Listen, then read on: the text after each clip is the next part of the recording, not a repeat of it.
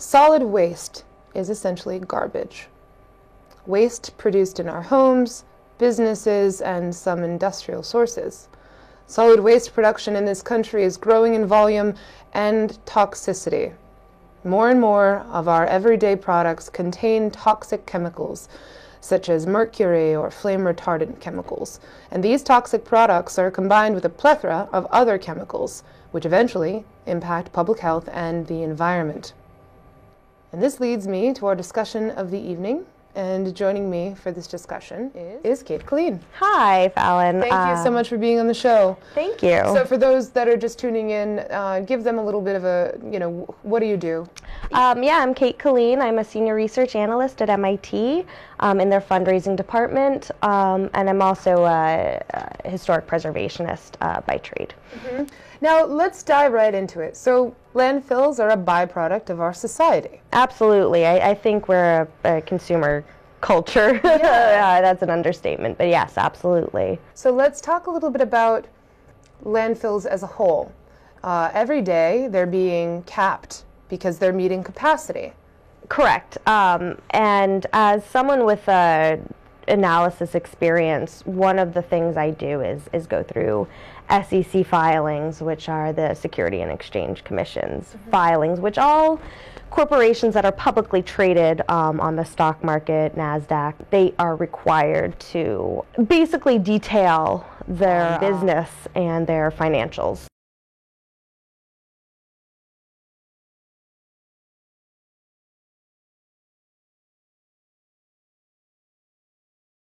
So I'm very savvy at kind of navigating those. I'm not an expert on landfills per se, but on how to read businesses and kind of look at those. And so that right off the bat, for me and for those tuning in, might raise a red flag that our waste is publicly traded. So there's a small few people, percentage of folks that are making lots of money on the trash we produce. Absolutely, it's kind of disturbing to know that our waste is actually a publicly traded entity. That's something that can be traded publicly. How much trash we're producing, and the goal is to increase your revenues, so to your shareholders. So I'm just kind of aghast that we would even publicly trade something like that, but that's just my personal opinion on that, because it really promotes this profit over people culture when you do get into public shareholding and trading and looking at your revenues versus other important issues. Oh, like the health of people that live near landfills, the environment, the devastating environmental impact of landfills. And this is all being brought up because everywhere around New England and around the world, landfills are meeting capacity. Right. We're producing so much that it's just, it's overwhelming. It's overwhelming, but I think there's also this trend that landfills are kind of in danger because environmental advocates are catching on to, there's a connection, a direct connection with the environment and where these landfills are seated. Now, it's not directly proving that they are contaminating the environment, but they don't help. And of course, there's always that possibility that they can contaminate the landscape and of course the people living in there. Yeah, we have to remember people live in these communities that house these publicly traded landfills. Yeah, and so in this, this sort of brings me to, this leads me to bring up what's happening in Southbridge, Massachusetts to date. Absolutely. Southbridge, Massachusetts, recently they not only were there a number of wells contaminated. Yes. But there was also a slide, some sort of a... Yeah, there was an environmental slide that they were fined, I think, over $200,000 by the Attorney General, Massachusetts Attorney General in 2014, I believe, end of 2014. The corporation responsible for maintaining and taking care of that landfill is Casella Waste Management? They have a subsidiary that operates in Southbridge that I believe they acquired. I don't know the name of that off the top of my head.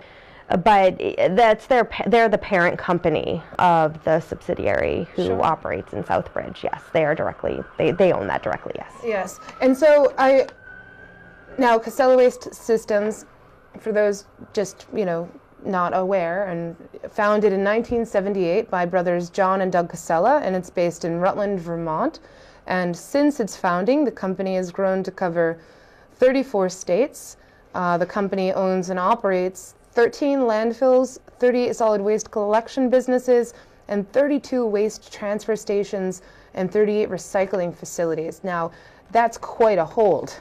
Plus, I also think they've I don't know if that's included in the 13 landfills that they own, but they have had to close, I think, about 5. Wow. Because they've met capacity? Absolutely, yes.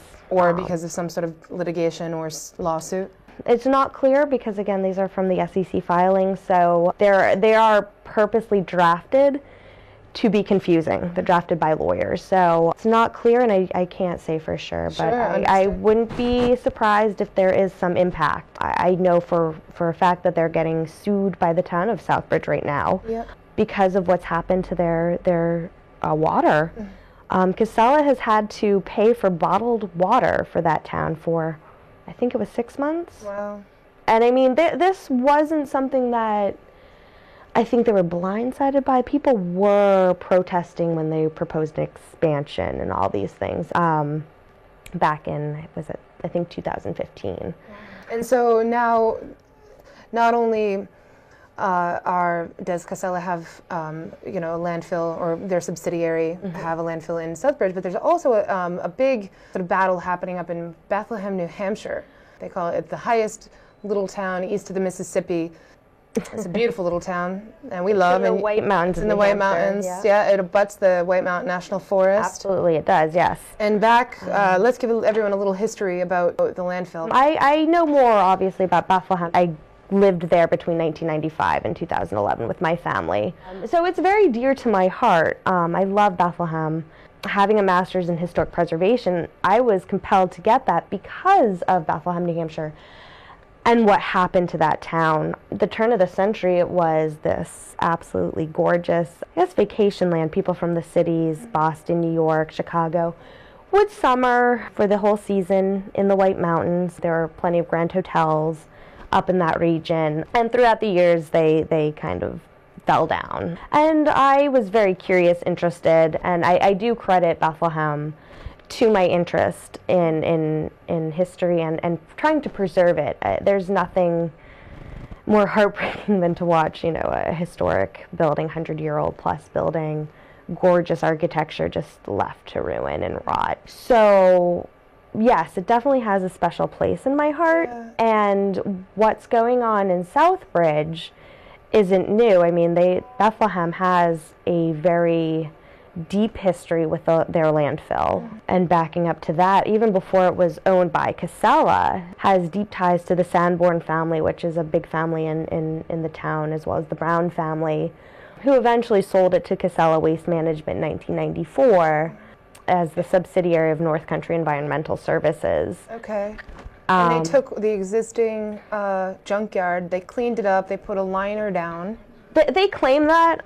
I don't know. I've never seen any documentation. Now, Bethlehem, New Hampshire is kind of an interesting place in its own right.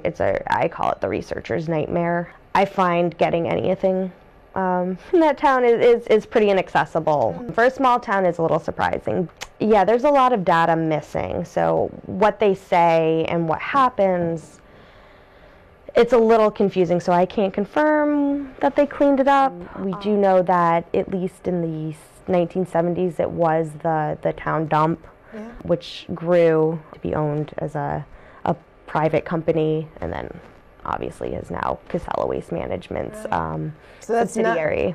So that's a lot of history. So much deep. Exactly. It goes deeper than just Casella bought this and now it's there. The town never wanted this landfill. They fought 20 years hard. Well, it's heartbreaking because, like I said, my family moved there in 1995, and it was already purchased by Casella by that point. But one of our first experiences in that town was someone knocked on our door and said, "Let's fight the dump."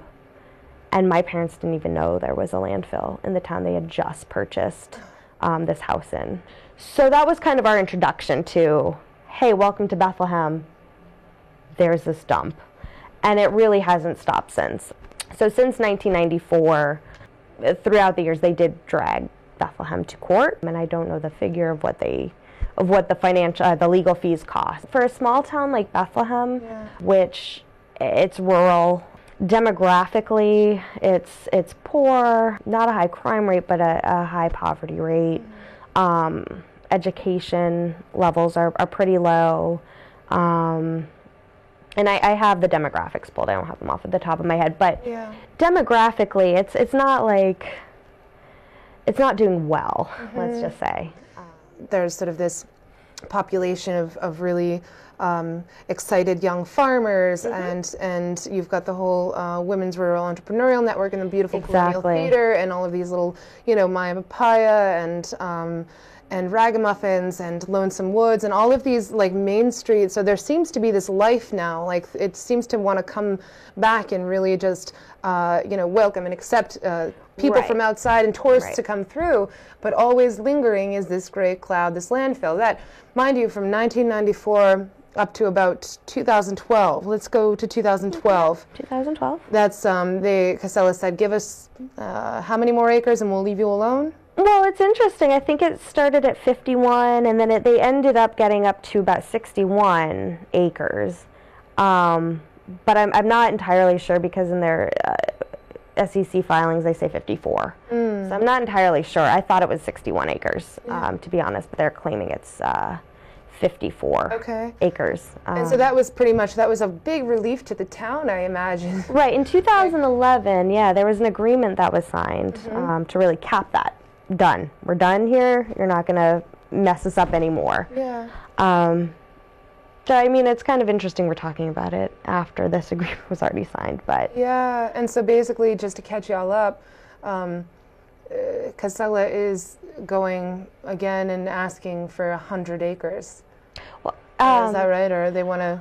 I'm very confused by this. Again, we don't live up there, so we're not we don't have the same accessibility to some of this information. I was under the impression he purchased the land, but now I'm not quite as certain if the land has been purchased.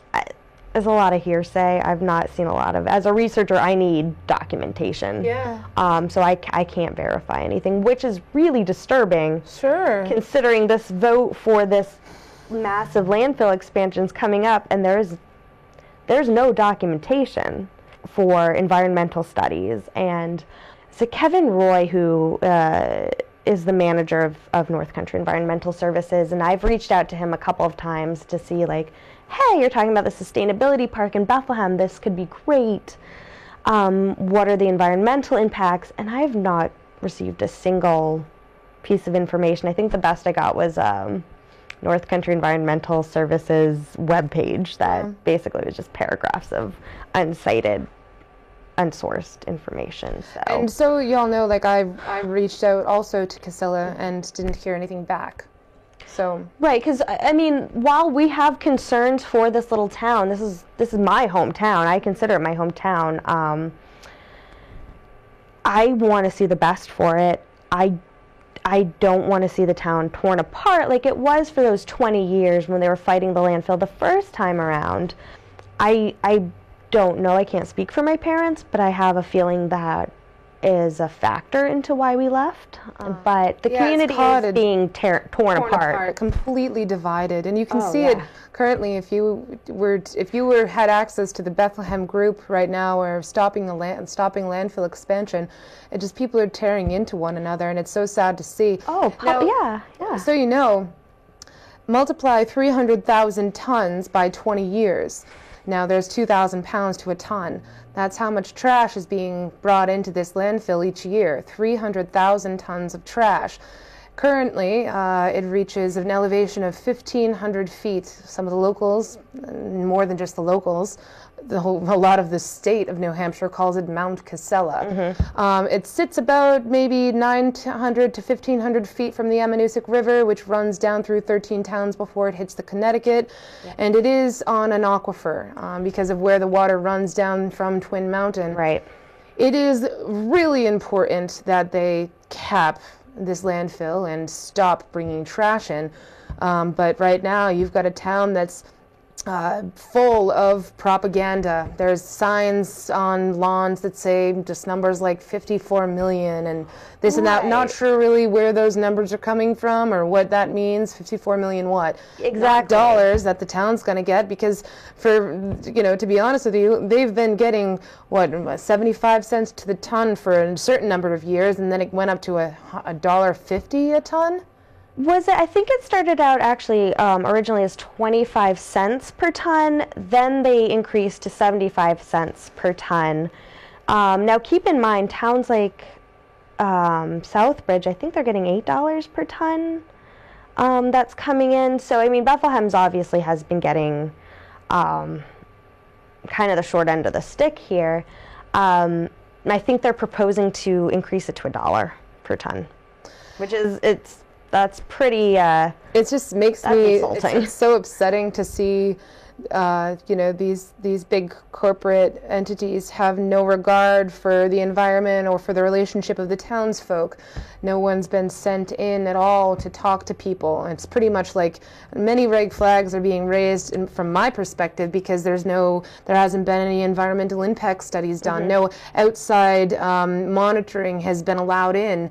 No educational institutions like UNH or any of these amazing universities. It would be a great spot for them to go and do some studies, and no one's been allowed in.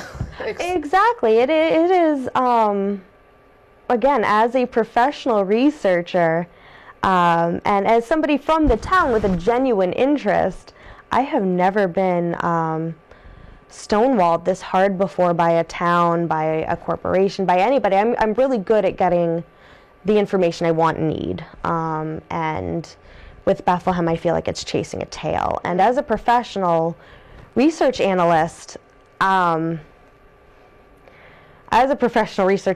think my first thought is, are the people who are in local government in Bethlehem, I actually do wonder if they are qualified to be making these important decisions. And then my second thing is, does Casella actually realize that these people might not be in a position or might not have the credentials necessary, and he might be capitalizing on that, taking advantage of that. The most disturbing thing in Bethlehem that I found, again, I've been doing some research, was somebody posted I think it was a tax piece of tax information on a piece of property that one of the members of the select board had in a different state.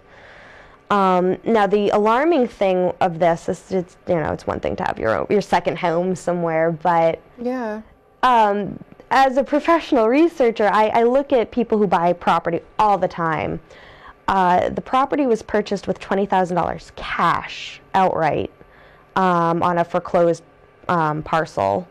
And then also you have a name, Roy Kevin, that appears on this piece of paper as well. And Kevin Roy is the manager of North Country Environmental Services, which, by the way, I just kind of want to touch down on how misleading that name is. Oh, it's North Country Environmental Services, more like North Country devastating the environment disservice. Yes, it is more of a disservice than service, because in my professional capacity, if you are the manager of something like this, you're a public figure, people have questions, you answer them.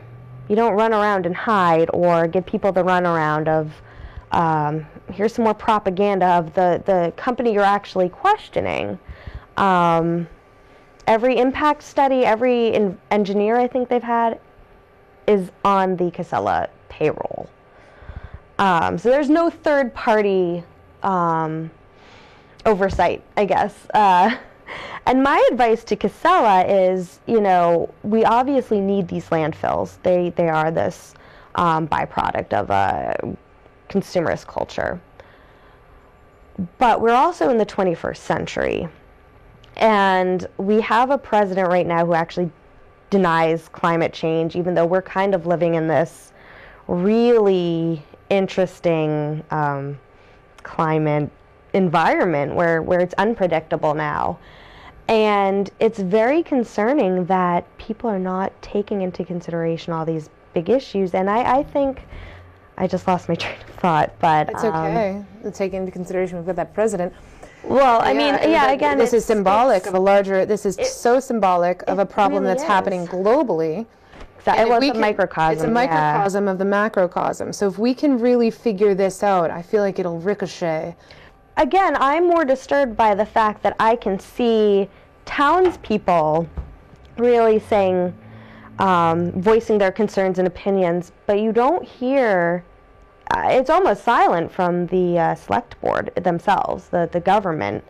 And just to rewind a few things, so again, there was that piece of property that has kind of some fishy connections to it, which I don't know why that hasn't been investigated.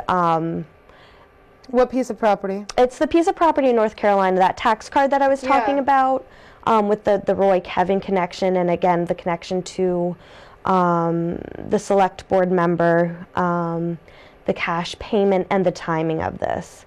Now, in 2010, the town was fighting the lawsuit against Casella. By November 2011, they had signed this agreement that said, okay, you can have what you want.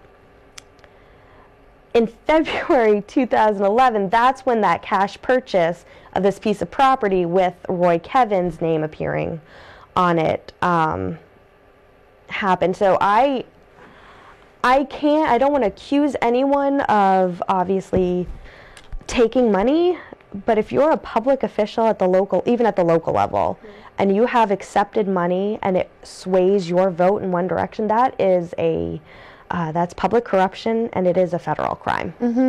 So I really hope that Casella doesn't obviously use those practices.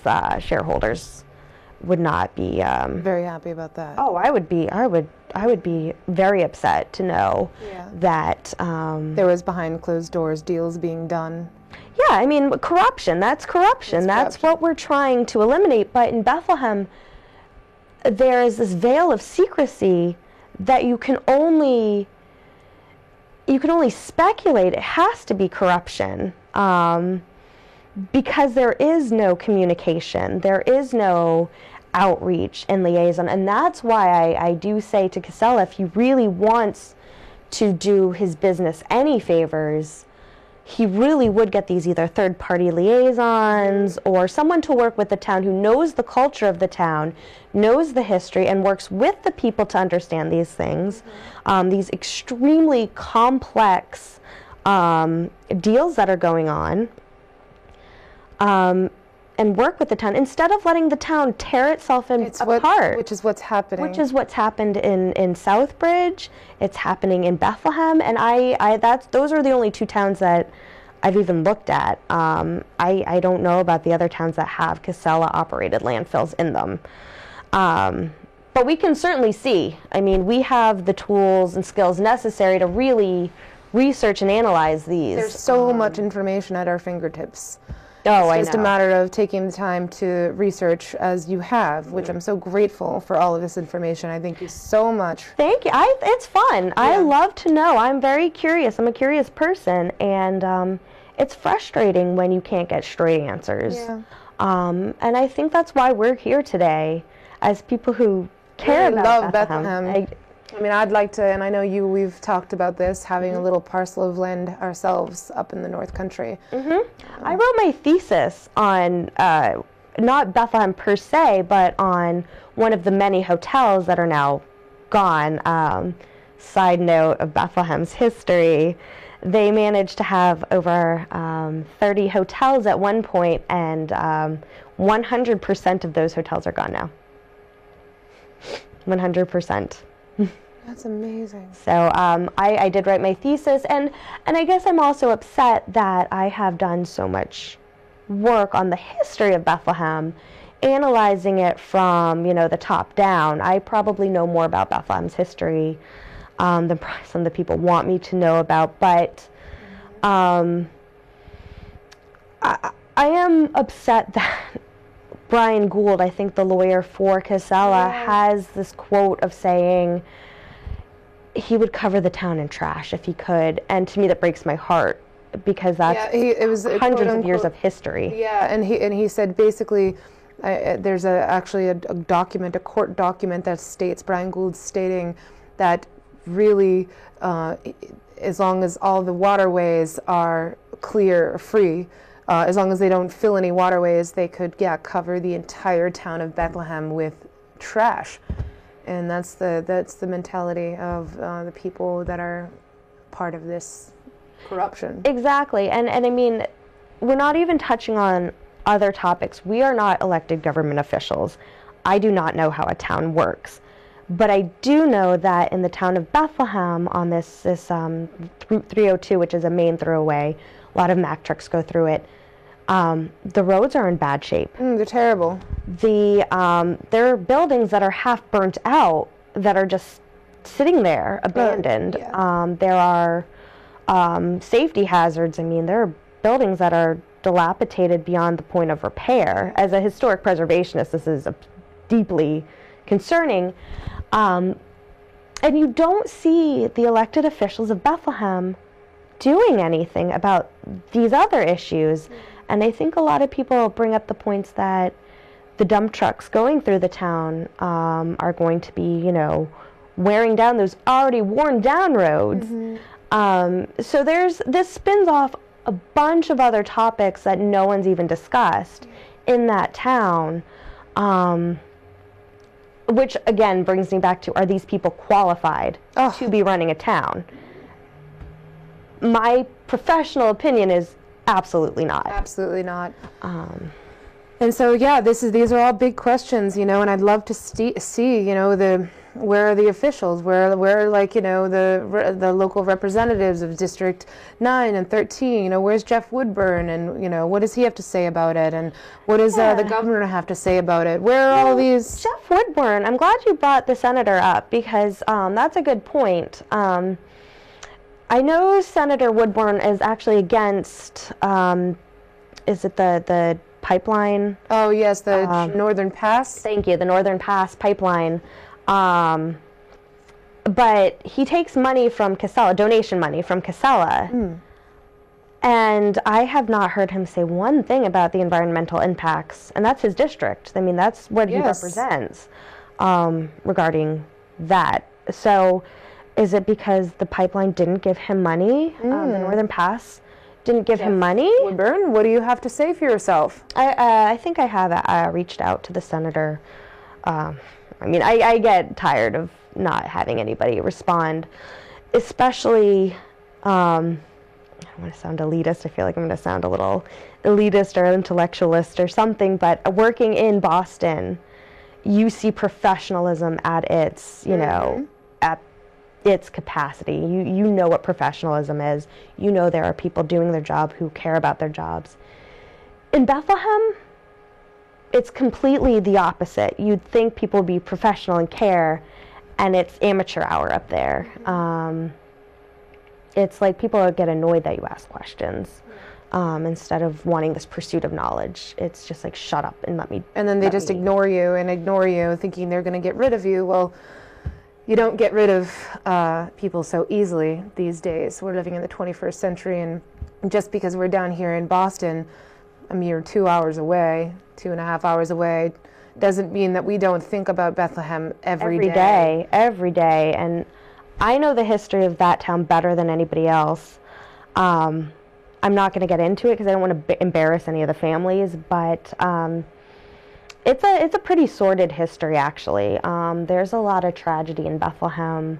They have this really cute little narrative of this is why Bethlehem kind of disintegrated as the railroad left the town, which is absolutely true. In 1925, the railroad did leave Bethlehem, but it was still up in Littleton, still going through. So that's not what killed the tourist culture up there and all those grand hotels. Ooh, maybe for a later episode. Oh, there will be a book. There will be, Bethlehem is interesting. So we see a motion picture coming from this event. So, but Casella, you're part of this history now. And as somebody who likes to, see history as it's unfolding,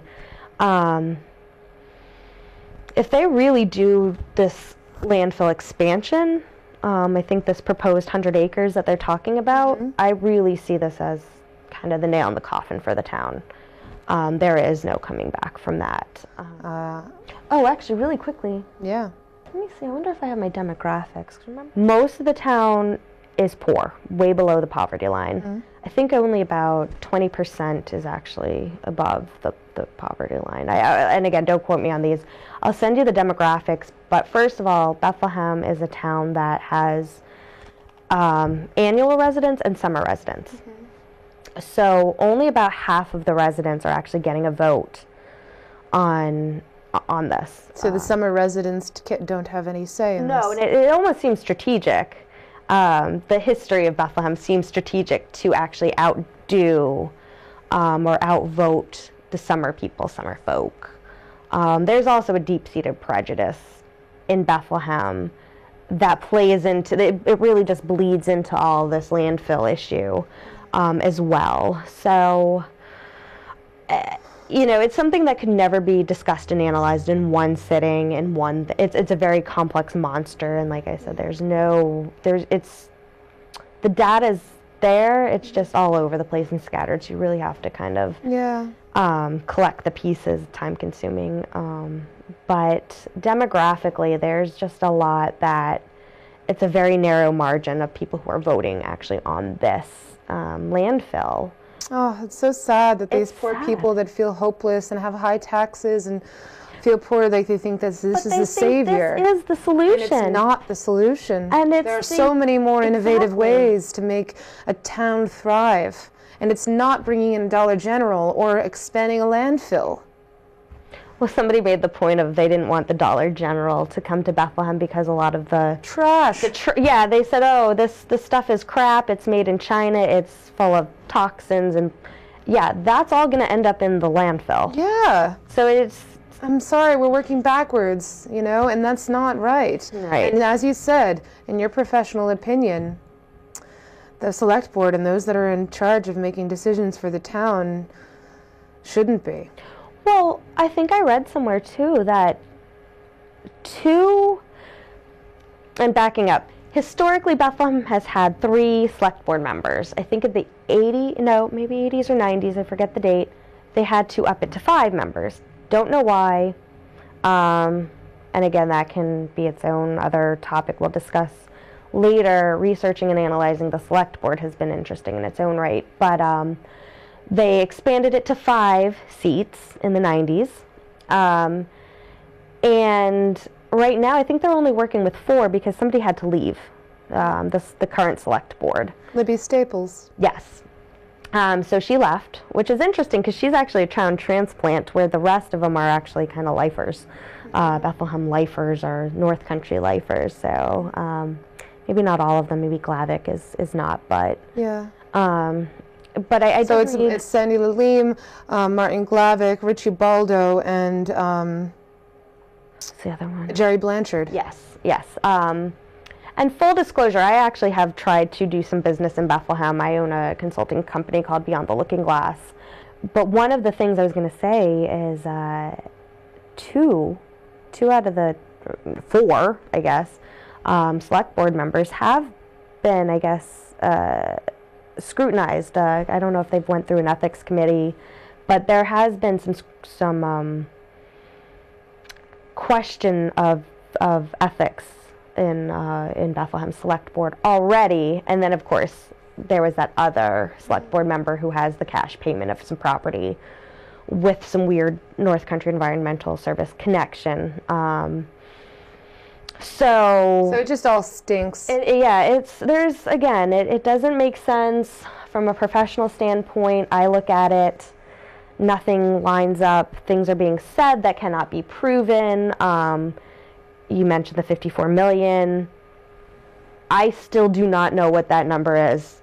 I don't know.